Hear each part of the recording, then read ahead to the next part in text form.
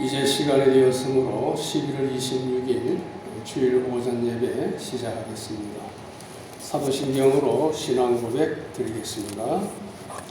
전능하사 천지를 만드신 하나님 아버지를 내가 믿사오며 그 외아들 우리 주 예수 그리스도를 믿사오니 이는 성령으로 잉태하사 동정녀 마리아에게 나시고 본디오 빌라도에게 고난을 받으사 십자가에 못 박혀 죽으시고 장사한 지 사흘 만에 죽은 자 가운데서 다시 살아나시며 하늘에 오르사 전능하신 하나님 우편에 앉아 계시다가 저리로서 산 자와 죽은 자를 심판하러 오시리라. 성령을 믿사오며 거룩한 공회와 성도가 서로 교통하는 것과 죄를 사하여 주시는 것과 몸이 다시 사는 것과 영원히 사는 것을 믿사옵나이다. 아멘. 이제 찬송가 539장, 새 찬송가 539장, 너 예수께 조용히 나가.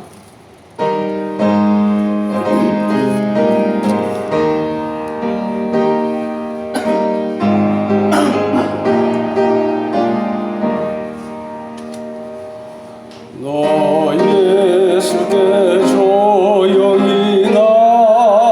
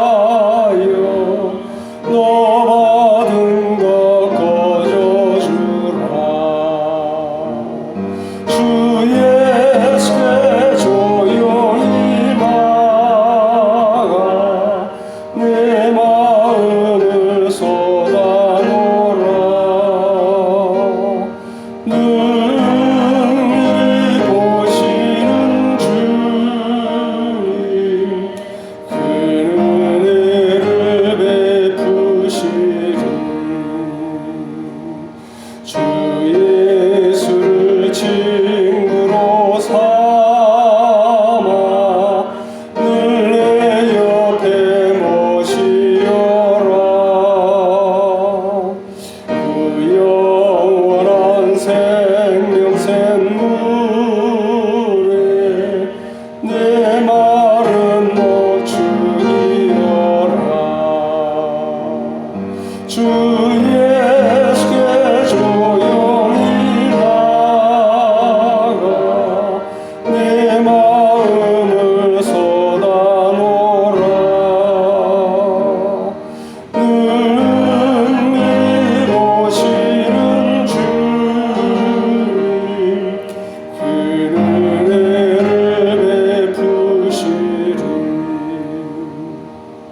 너 주님과 사귀어 살면 새 생명이 넘치리라. 주 예수를 찾는 이 앞에 참 밝은 빛 비추어라. 주 예수께 조용히 나가 내 마음을 쏟아놓으라. 능히 보시는 주님 그 은혜를 베푸시리. 찬송가 365장 마음속에 근심 있는 사람.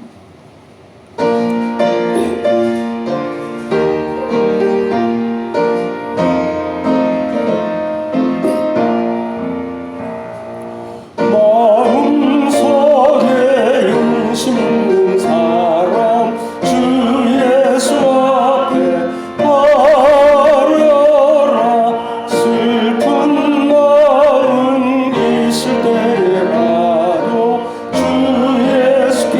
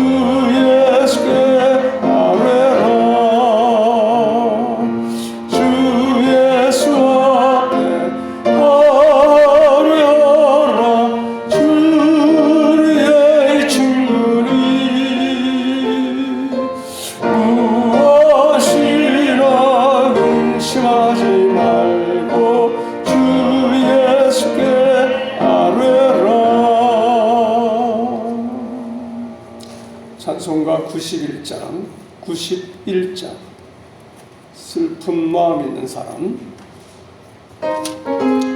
찬송 후에 정성철 집사님 기도 인도하시겠습니다.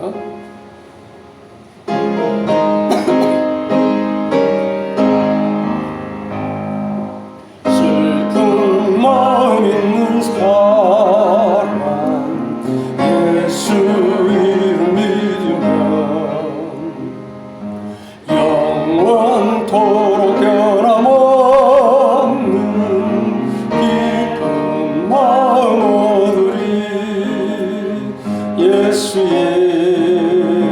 이름 세상의 소망이요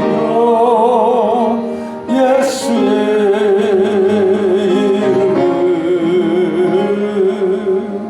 전국의 기쁜 일세 거룩하신 주의 이름 너의 방패 삼으라. 환난 시험 당할 때에 주께 기도 드려라. 예수의 이름 세상의 소망이요 예수의 이름 전국의 기쁜 일세 존귀하신 주의 이름 우리 기쁨 되도다. 주의 품에 안길 때에 기뻐 찬송 부르리. 예수의 이름 세상의 소망이요 예수의 이름 전국의 기쁜 일세 우리 발길 당한 후에 보좌 앞에 나아가 왕의 왕께 경배하며 멸류관을 드리리. 예수의 이름 세상의 소망이요 예수의 이름 전국의 기쁨 일세.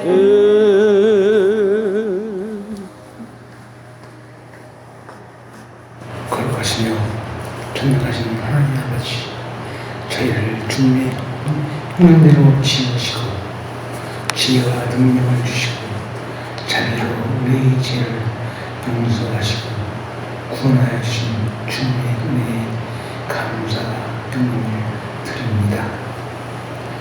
오늘도 저희에게 거룩한 주일을 허락하여 주셔서 주님의 성전에 나와 예배드릴 수 있게 하여 주시니 감사드립니다.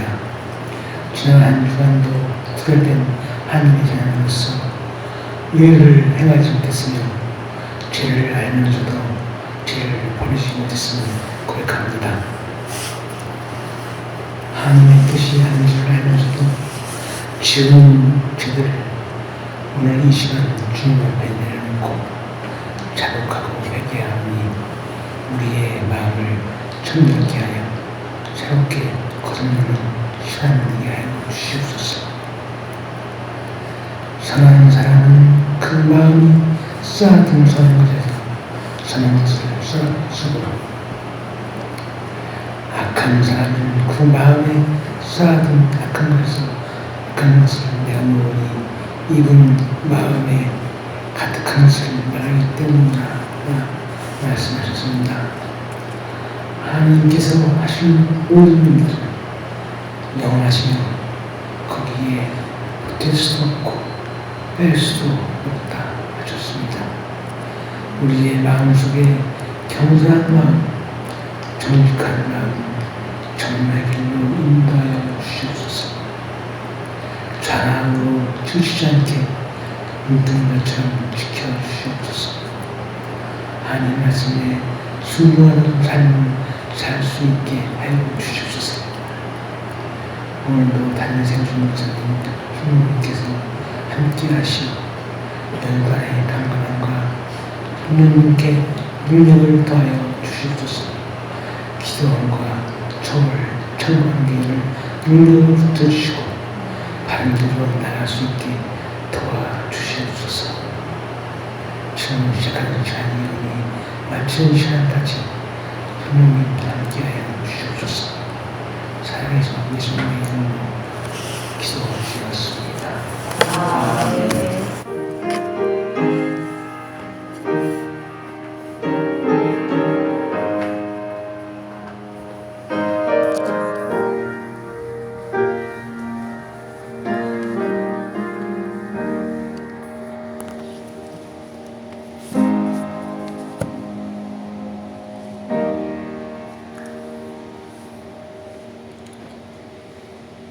이제 하나님의 말씀 요한복음 2장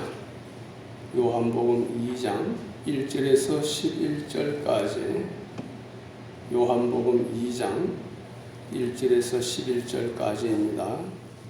마태, 마가, 누가, 요한복음 2장 1절 제가 받들어 읽겠습니다. 셋째 날에 갈릴리 가나에서 결혼잔치가 있었다.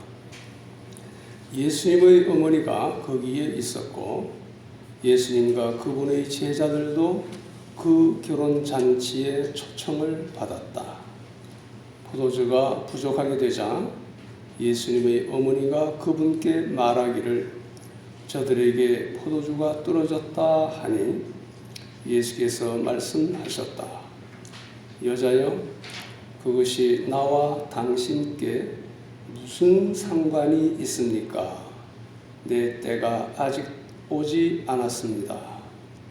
그분의 어머니가 하인들에게 말하기를 이분이 너희에게 뭐라고 하든지 그대로 하여라 라고 하였다. 6절 거기에는 유대인들의 정결 예식에 따라 하나에 물 2-3 담을 수 있는 돌 항아리 6개가 놓여 있었다. 예수께서 그들에게 말씀하시기를 항아리에 물을 채워라 하시자 그들이 그것들을 가득 채웠다. 예수께서 그들에게 이제는 떠서 연회장에게 가져다 주어라 하고 말씀하시자 그들이 가져다 주었다. 9절 연회장은 포도주가 된 물을 맛보고 그것이 어디에서 났는지 알지 못하였으나 물을 떠온 하인들은 알고 있었다. 연회장이 신랑을 불러 말하기를 모든 사람이 먼저 좋은 포도주를 내고 취한 다음에 덜 좋은 것을 내놓는데 당신은 지금까지 좋은 포도주를 남겨 놓았다라고 하였다. 예수께서 이 첫 표적을 갈릴리 가나에서 행하여 자신의 영광을 나타내시니 그분의 제자들이 그분을 믿었다. 아멘. 요절되는 말씀 요한복음 10장 10절입니다. 요한복음 10장 10절 나는 양들이 생명을 얻게 하고 또 풍성히 얻게 하려고 왔다. 아멘. 오늘 본문은 가나의 어느 결혼 잔치에서 포도주가 떨어진 난처한 문제를 해결해 주신 예수님의 표적을 증언하고 있습니다. 물로 포도주를 만드시는 이적으로 문제를 해결해 주셨습니다. 본문 말씀을 근거로 오늘은 물을 포도주로 변화시킨 예수님, 물을 포도주로 변화시킨 예수님 이라는 제목으로 말씀을 증거하겠습니다. 자, 부제목은 모든 문제의 해결자, 모든 문제의 해결자입니다. 모든 문제 해결자가 누구예요? 예수님. 모든 문제 해결자 예수님인데 너무 기니까 모든 문제 해결자까지만 썼습니다. 자, 제목을 한번 따라 하실까요? 물을 포도주로 변화시킨 예수님. 물을 포도주로 변화시킨 예수님. 예, 물을 포도주로 변화시킨 예수님. 물을 포도주로 변화시킨 예수님. 예, 감사합니다. 예, 지난 주일은 이제 추수감사주일과 성례주일이어서 요한복음을 잠시 떠나 감사와 성찬에 관한 다른 본문으로 갔다가 이제 다시 요한복음으로 돌아왔습니다. 자, 요한복음 제1장에서 우리는 예수님께 대한 여러 사람들의 정언을 들었습니다. 예수님의 신성과 성육신의 은혜와 진리를 본 누구죠?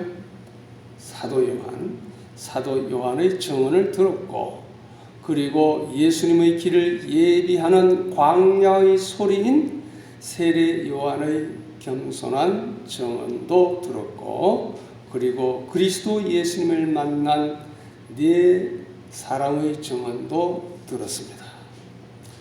이제 제2장 오늘의 본문에서는 예수님께서 친히 자신의 신성을 입증하시는 첫 번째 표적을 보게 되는데, 그것은 가나 혼인잔치에서 물로 포도주를 만드시는 이적입니다. 예수님께서 첫 번째 표적을 행하신 곳이 혼인잔치 자리였다는 것은 참으로 의미가 깊습니다. 예수님께서는 혼인잔치를 계기로 자신의 메시아 되심을 스스로 드러내심으로 자신이 하나님 나라 혼인잔치에서의 풍성함과 기쁨의 원천이 되심을 보여주신 것입니다. 이제 본문을 자세히 상고하면서 새로운 역사적 사실을 발견하고 그 영적인 의미와 교훈을 이해하고 우리 삶에 연결, 적용하여 우리의 문제도 해결받고 주님께서 주시는 풍성한 삶을 누리시기를 축원합니다. 이제 본론입니다. 첫째, 혼인잔치에 초대받아 참석하신 예수님. 1절과 2절인데요. 혼인잔치에 초대받아 참석하신 예수님. 자, 1절 다 같이 보겠습니다. 시작.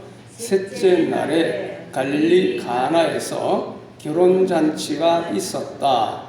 예수님의 어머니가 거기에 있었고. 자, 여기서 셋째 날은 제1장에 기록된 마지막 사건인 예수님께서 빌립과 나다나엘을 만나 이야기를 나누신 그날로부터 제3일째 되는 날을 가리킵니다. 자, 여기서 결혼의 의미에 관해 잠깐 짚고 넘어가는 것이 좋겠습니다. 여러분들 이미 다 결혼하셨잖아요. 그래도 결혼에 대해서 잘못된 관념을 가진 사람들이 있어서 조금 말씀을 나누겠습니다. 결혼이라는 제도는 인간이 만든 것인가요? 하나님께서 만든 것인가요? 하나님께서 만드신 것입니다. 하나님께서 에덴 동산에서 친히 만드신 제도이지요.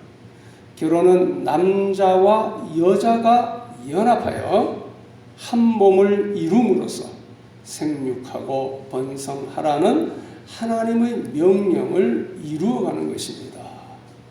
분명히 남자와 여자가 연합하는 것입니다. 그런데 요즘 결혼하지 않으려는 젊은이들이 많고, 결혼을 해도 자녀를 낳지 않으려고 하고, 또 더 나아가 동성 결혼을 합법화하겠다는 자들이 있으니 모두 하나님께서 미워하시는 것입니다. 이렇게 결혼은 일륜지 대사라 그러잖아요. 일륜지 대사로서 귀하고 큰 행사이기 때문에 동서고금을 막론하고 결혼 예식을 축제 분위기에서 치루어 왔습니다. 자, 고대 이스라엘에서는 결혼 축가 잔치가 일주일 혹은 그 이상 계속됩니다. 우리나라는 그렇지 않잖아요. 이때 하객들은 춤을 추고 놀이를 하며 악기를 연주하고 음식과 특별히 포도주를 즐깁니다. 자, 예수님의 어머니가 거기에 있었고, 자, 이 잔치 자리에 예수님의 어머니가 거기에 있었고, 예수님의 어머니 마리아는 그 잔치에서 하객들을 섬기는 일을 하고 있었습니다. 아마도 그 잔치집은 마리아의 친척집이었을 것입니다. 자, 2절 보시겠습니다. 2절 시작. 예수님과 그분의 제자들도 그 결혼 잔치에 초청을 받았다. 자, 아직 예수님의 명성이 알려지기 전입니다. 친척인 혼주가 초대했으므로 예수님과 제자들은 하객으로 잔치 자리에 참여하였습니다. 아마 친척이 아니었더라도 참석하였을 것입니다. 왜냐하면 예수님은 결혼을 귀한 것으로 여기셨기 때문입니다. 하나님께서 제정하신 제도이기 때문입니다. 자, 큰 두 번째, 자, 문제의 발생과 마리아의 문제 해결 의식. 문제의 발생과 마리아의 문제 해결 의식. 기도와 지시 이렇게 되어 있는데요. 3절에서 5절까지 내용입니다. 자, 그런데 이 복되고 즐거운 자리에 문제가 발생하였습니다. 포도주가 떨어진 것입니다. 자, 3절 보시겠습니다. 상반절만 시작. 포도주가 부족하게 되자. 여기까지. 포도주는 잔치에서 분위기를 흥겹게 만들어가는 중요한 역할을 하는 물질이지요. 잔치의 흥을 돋우는 데 있어서 반드시 필요한 포도주가 바닥이 났다는 것은 심각한 문제입니다. 포도주가 떨어진 잔치집은 더 이상 잔치를 이어갈 수 없습니다. 갑자기 흥겨움이 깨어지고 불평이 쏟아져 나올 위기의 순간이 되었습니다. 이 집안은 수치를 당할 것이고 갓 결혼한 부부는 이러한 일이 자신들의 결혼 생활에 불행을 가져다 줄 것이라고 생각하며 점점 암울해졌을 것입니다. 대부분 인간은 물질이 있으므로 행복하고 기쁨을 만끽합니다. 그러나 그 물질은 그 속성상 영원하지 못합니다. 포도주는 소비됨으로써 인간에게 쾌락을 제공합니다. 그러나 그것은 소비됨으로써 점점 줄어들어 다 없어지기 때문에 포도주가 주는 쾌락은 일시적인 것입니다. 소진됨과 동시에, 다 떨어짐과 동시에 포도주의 결핍, 모자람으로 잔치는 모든 흥이 깨어지고 기쁨은 중단됩니다. 혼인잔치에서 포도주가 떨어진 사실은 세상 물질이 주는 쾌락, 기쁨에는 분명한 한계가 있음을 교훈하고 있습니다. 자, 이러한 난처한 상황에서 예수님의 어머니 마리아는 민첩하게 예수님을 찾아갑니다. 자, 2절 하반절 보시겠습니다. 시작. 예수님의 어머니가 그분께 말하기를, 3절이죠. 3절. 예수님의 어머니가 그분께, 그분 누굽니까? 예수님께 말하기를 저들에게 포도주가 떨어졌다 하니. 자, 마리아는 이러한 당시 상황을 아들 예수님께 알려주었습니다. 알리었습니다. 이것은 예수님을 의지하는 믿음이요 기도의 행위라고 볼 수 있습니다. 마리아는 문제를 발견하자 문제를 해결하려고 하였습니다. 이것이 본받을 만한 것입니다. 문제 발견 의식과 문제 해결 의식, 이것이 중요합니다. 많은 사람은 문제를 발견 혹은 인식하지도 못하고 혹은 또는 문제를 발견하였다 하더라도 해결하려고 하지 않고 무의식적으로 체념하는 경우가 많이 있지요. 이 포도주가 떨어졌는데, 포도주가 떨어졌는데 그럼 할 수 없지, 이런 식으로 말입니다. 예를 들면 우리 교회 이제 문 있잖아요. 문, 돌적이를 중심 문이 왔다 돌고 있는데 찌꺽찌꺽 소리가 나요. 그런데 옛날에 지금은 소리 안 나요. 그런데 많은 분들이 그것을 문제로 인식하지 못해요. 또 그 철문이 있는데 철문이 다 녹슬었어요. 곰팡이가 다 꼈어요. 그런데도 그것을 문제로 인식하지 못했어요.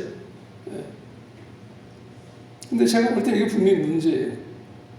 다른 새로운 성도들이 왔을 때 이거 무슨 교회가 이렇게 철문도 다 녹슬고 그냥 문도 찌국찌국 소리가 나고 전혀 관리가 안 되는구나, 그렇게 생각하지 않겠습니까?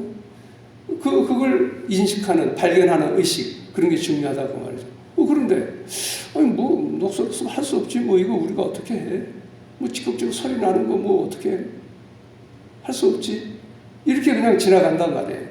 그게 아니라 어떻게 하든 그런 문제를 인식했다면 그 문제를 해결하려고 하는 의식, 이런 것이 우리 삶에 있어서 중요하다는 말씀입니다.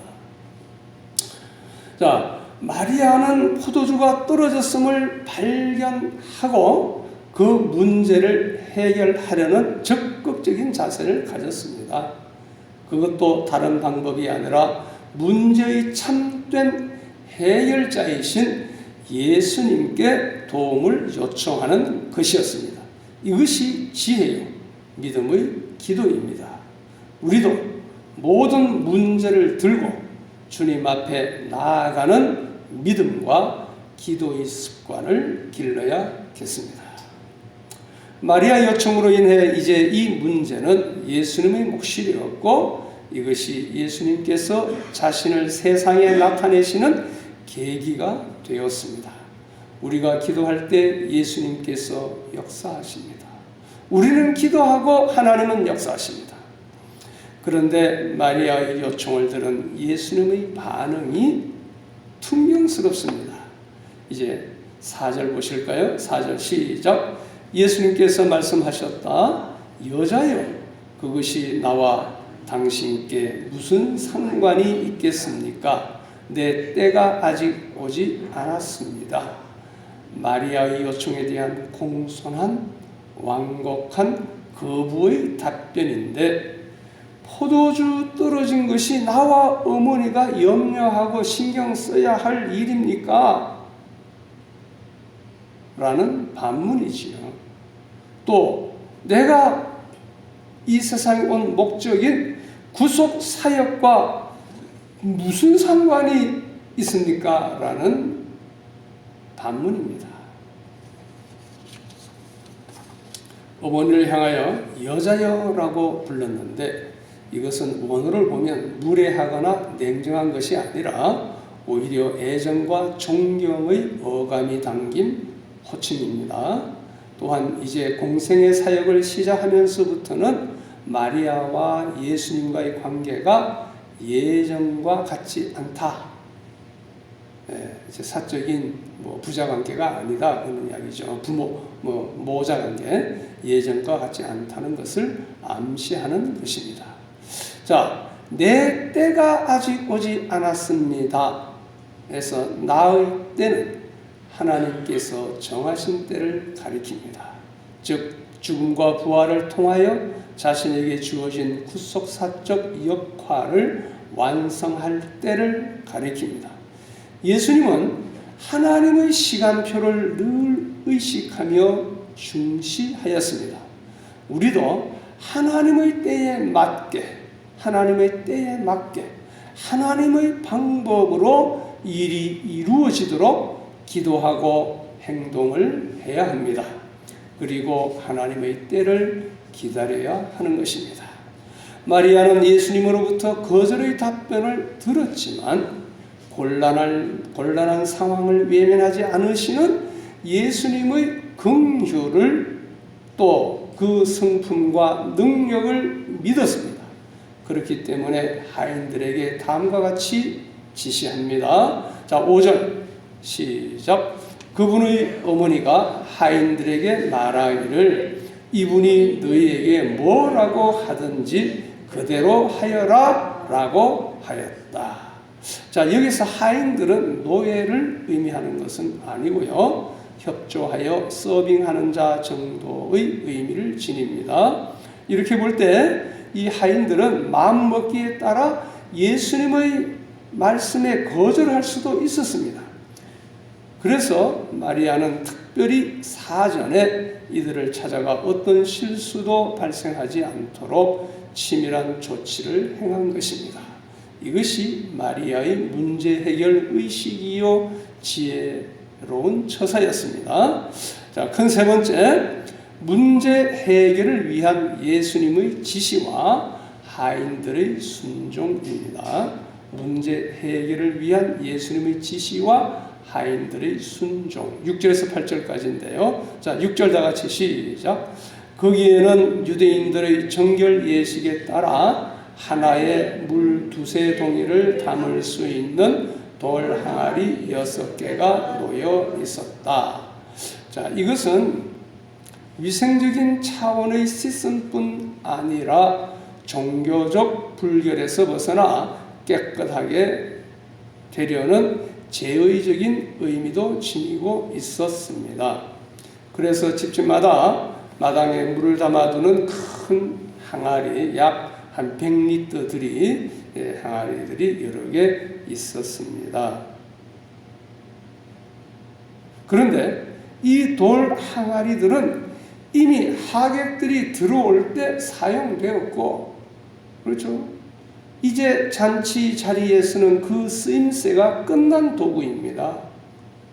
예수님께서는 쓰임새가 끝난 것 같은 우리들, 즉 이제는 쓸모없는 텅 빈 동아리, 돌 항아리 같은 우리들을 사용하셔서 새 창조의 역사를 이루어 가십니다. 쓸모없는 텅 빈 돌 항아리 같은 우리들을 사용하셔서 새 창조를 이루어 가시는 것입니다. 자, 7절과 8절 같이 보시겠습니다. 7절, 8절 시작. 예수께서 그들에게 말씀하시기를 항아리에 물을 채워라 하시자 그들이 그것들을 가득 채웠다. 예수께서 그들에게 이제는 떠서 연회자에게 갖다 주어라 하고 말씀하시자 그들이 가져다 주었다. 자, 예수님은 그 돌 항아리에 물을 채우라고 명령하셨고 하인들은 그대로 순종하였습니다. 이 일은 믿음이 있어야만 할 수 있는 일일까요? 믿음 없어도 할 수 있는 일일까요? 믿음 없어도 할 수 있습니다. 뭐 항아리에 물이 떨어졌으니까 다음을 위해서 채우라 하겠지. 믿음 없어도 할 수 있는 일입니다. 그러나 다 채운 후에 이제는 떠서 연회자에게 가져다 주어라. 아니, 포도주면 갖다 주겠는데 익맹물을 갖다 주라 그러니 말이 됩니까? 주님께서 이렇게 명령하시니 하인들은 또 그대로 순종하였습니다.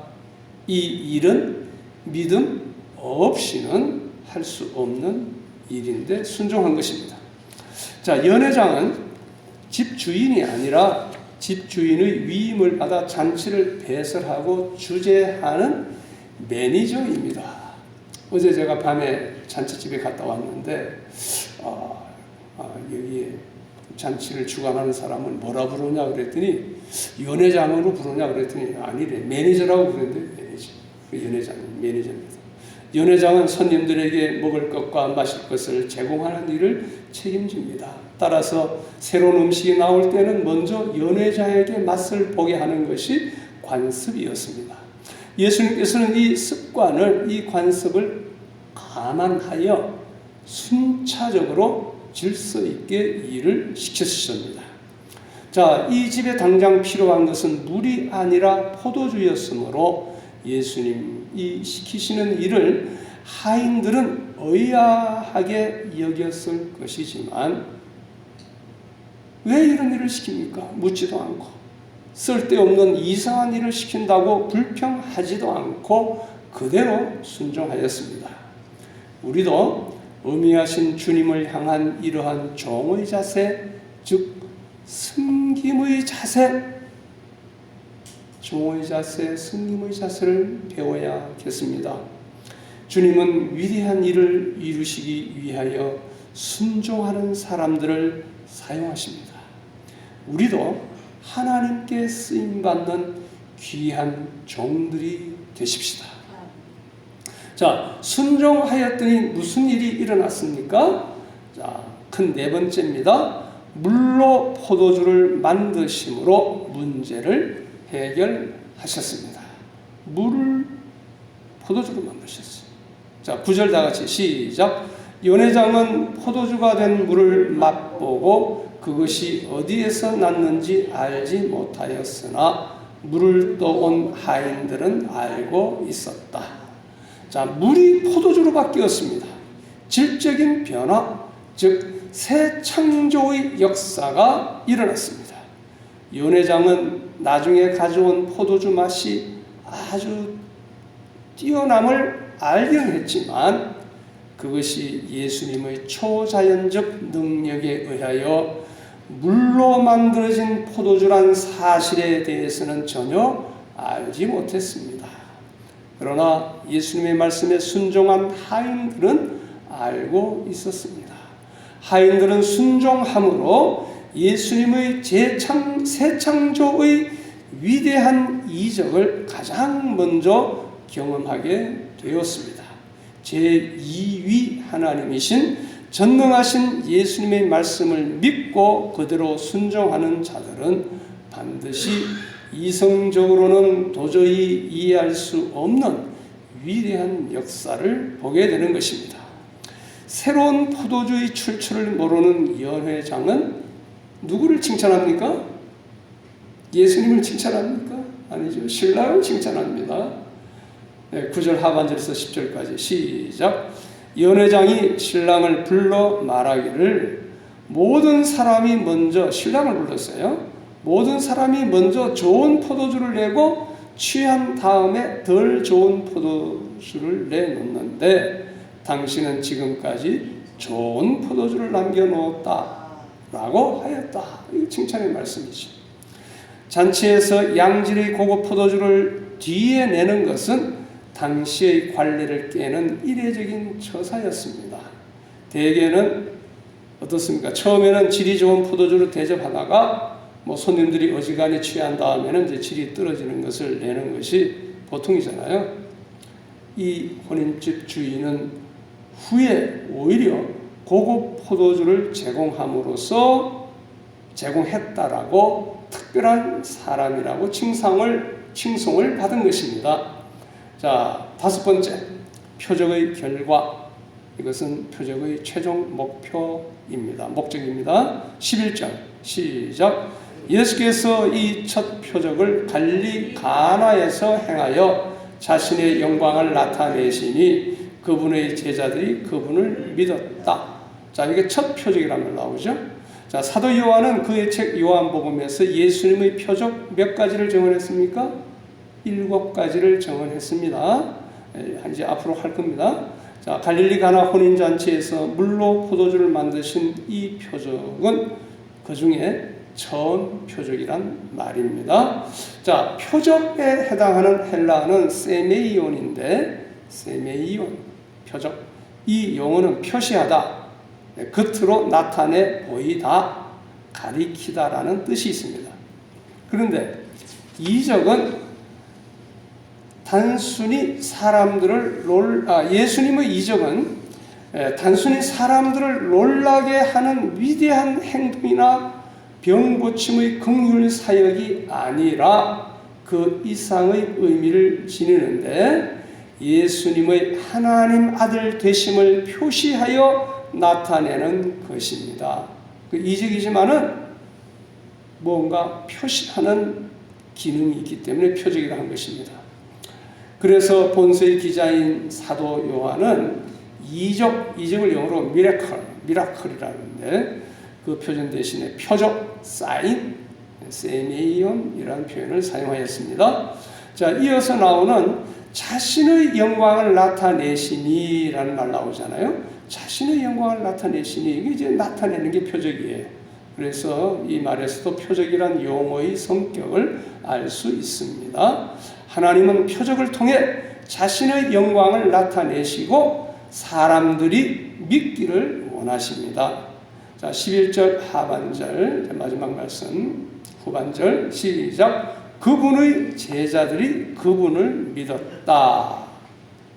예수님께서 이 표적을 통해 기대하신 반응이 바로 믿음입니다. 예수님이 그리스도이심을 안다는 사실, 그리고 인정한다는 사실 자체가 믿음은 아닙니다. 하나님께서 요구하시는 것은 믿음인데, 제자들이 이 처음 표적을 보기 전에는 지식으로 예수님을 알았을 뿐 진짜 깊은 믿음은 없었던 것입니다. 그러나 이제 제자들은 확실히 믿게 되었습니다. 이제 결론을 말씀드립니다. 우리 삶에도 많은 문제가 발생합니다. 결핍의 문제가 대표적입니다. 화재나 사기, 도난, 사업의 실패 등으로 그동안 누려왔던 부여와 재산이 다 날아가고 오히려 빚더미에 주저앉게 됩니다. 불의의 사고로 몸이 망가지고 불구자가 되기도 합니다. 건강이 사라지고 질병과 투병해야 합니다. 한순간의 실수로 사회적 인기나 명예가 실추되어 절망에 빠집니다. 부부간의 사랑과 신뢰가 깨어져 사랑과 평화가 바닥이 납니다. 자녀들이 문제를 일으킵니다. 진학이나 취업의 실패로 장래의 희망이 사라집니다. 물질적으로, 육체적으로, 정신적으로 또는 영적으로 큰 결핍의 문제에 봉착합니다. 내 힘으로 어찌할 수 없는 난처함과 근심과 우울과 절망의 구렁텅이에 빠지기도 합니다. 이런 것들이 포도주가 떨어진 인간의 현실입니다. 하나님을 떠난 인간의 비참함입니다. 우리는 어떤 일이 우리의 기대와 예상과 전혀 다르게 진행될 때에 낭패와 당혹감을 느끼게 되지요. 특히 시간과 정성을 기울여 어떤 일을 주도 면밀하게 추진했음에도 불구하고 예상치 못한 돌발적인 상황이 발생하여 성공을 가로막을 때 망연자실하게 됩니다. 본문에서 혼인잔치집 주인이 직면한 상황이 바로 이와 같았습니다. 그는 자기가 배설한 잔치를 포도주가 떨어짐으로 인해 부득이하게 중단해야 할 낭패와 위기에 처하게 되었습니다. 그런데 그 혼주가 잔치의 자리에 누구를 초대했다고 그랬죠? 예수님을 초대했습니다. 그 잔치 자리에 예수님을 초대한 것이 천만다행이었습니다. 그것이 크나큰 복의 시발점이었습니다. 예수님의 개입으로 말미암아 이 위기가 기적적으로 해결된 것입니다. 잔치집 주인에게 있어서는 자력으로 결코 해결할 수 없는 낭패의 순간이 도리어 기쁨과 복의 계기로 변화가 된 것입니다. 난처하고 수치당할 상황이 칭송받는 상황으로 바뀌었습니다.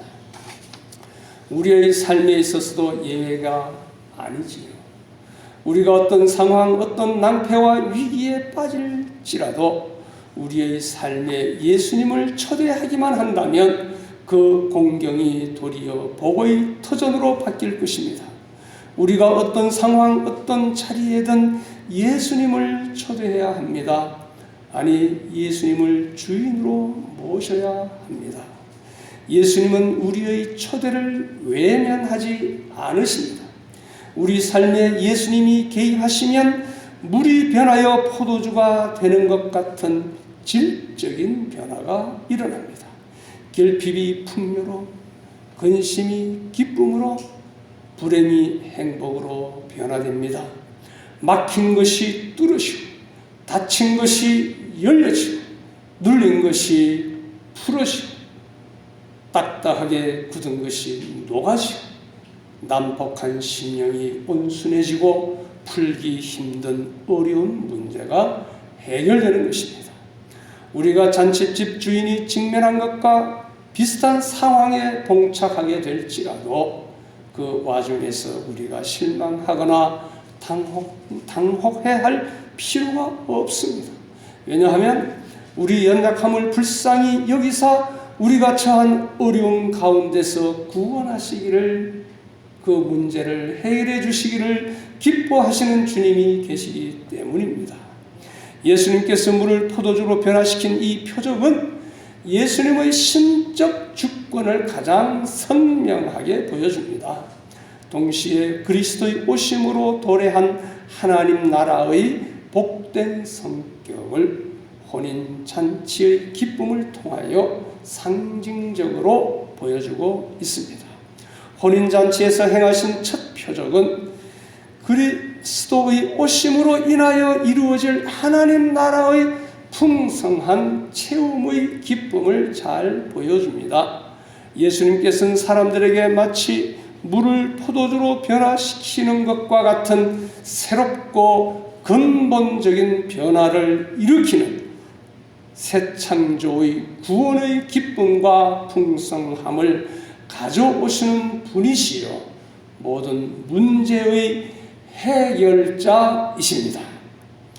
예수님께서 개입하시고 역사하셔서 물이 변하여 포도주가 된 변화에는 다음과 같은 뜻이 있습니다. 이병규 목사님의 말씀을 제가 인용합니다. 근본적이고 질적인 변화입니다. 물과 포도주는 질이 다르지요.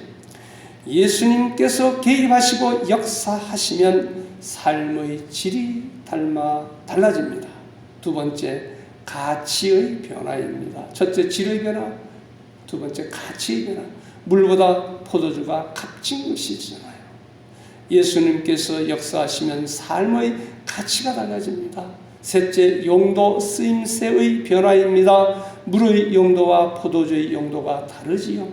예수님께서 역사하시면 귀히 쓰는 그릇이 됩니다. 위치의 변화입니다. 네 번째, 위치의 변화. 보통 물 항아리는 대문이나 마당에 놓아두는데 반해 포도주 항아리는 방 안에 놓죠. 우리도 믿음을 지키면 귀한 위치에 이르게 됩니다. 다섯 번째, 맛의 변화입니다. 포도주 맛은 물맛보다 달고 영향이 많지요. 우리도 믿음으로 살면 물보다 달고 송이꿀보다 단 생활을 하게 되고 많은 사람에게 유익과 기쁨을 주게 됩니다.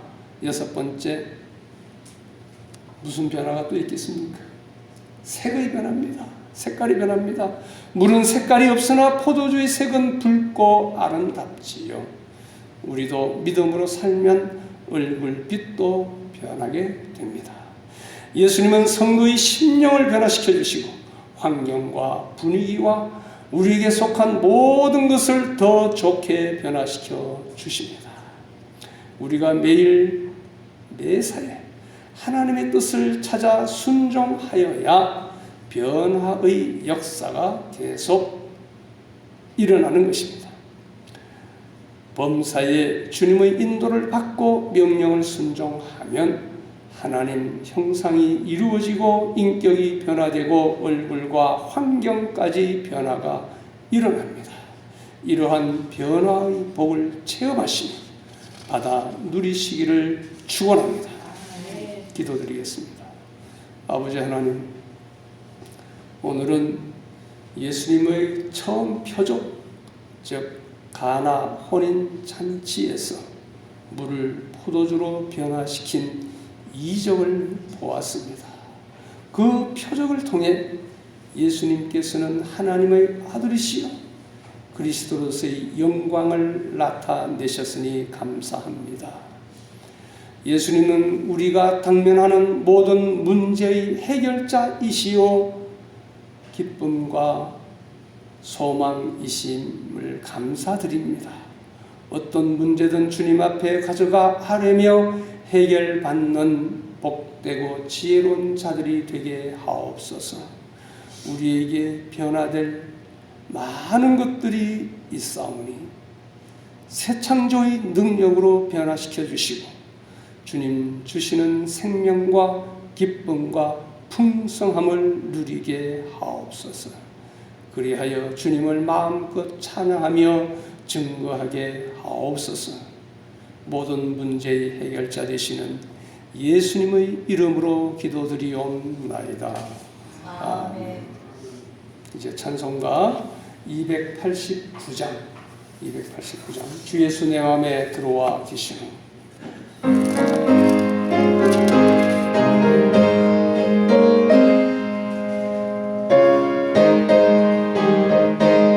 1절과 3절과 5절 하겠습니다.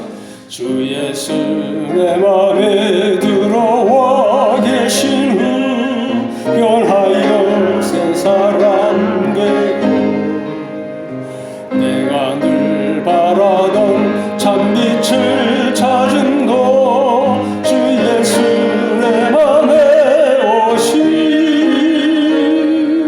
주 예수 내 맘에 오심 주 예수 내 맘에 오심 물밀듯 내 맘에 기쁨이 넘치는 주 예수 내 맘에 오심 3절 내 맘에 소망을 든든히 가짐은 주 예수 내 맘에 오심 의심의 구름이 사라져버림도 주 예수 내 맘에 오심 주 예수 내 맘에 오심 주 예수 내 맘에 오심 물밀듯 내 맘에 기쁨이 넘치는 주 예수 내 맘에 오심 5절 내가 저 천성에 올라가 살기는 주 예수 내 맘에 오심 천성에 올라가 주님을 뵈리니 그 기쁨 비길 데 없네 주 예수 내 맘에 오심 주 예수 내 맘에 오심 물밀듯 내 맘에 기쁨이 넘치는 주 예수 내 맘에 오심 서로 인사합시다. 자, 모든 문제의 해결자 예수님을 찬양하며 전합시다. 좀 길죠? 자, 한 절반 잘라서 합시다. 모든 문제의 해결자 예수님을 찬양하며 전합시다. 예수님을 찬양하며 전합시다. 네. 한 번만에 다 해볼까요? 시작. 모든 문제의 해결자 예수님을 찬양하며 전합시다. 아멘. 네. 바로 축도 드리겠습니다. 우리의 모든 문제의 해결자요 참 기쁨이 되시는 주 예수 그리스도의 은혜와 아버지 하나님의 한량없는 사랑과 성령님의 교통하심이 오늘 거룩하고 복된 주일 주 앞에 나와서 예배 드리는 모든 성도들 위에와 초월창광교에 속한 모든 권속들 위에 영원토록 함께 있을지어다. 아멘.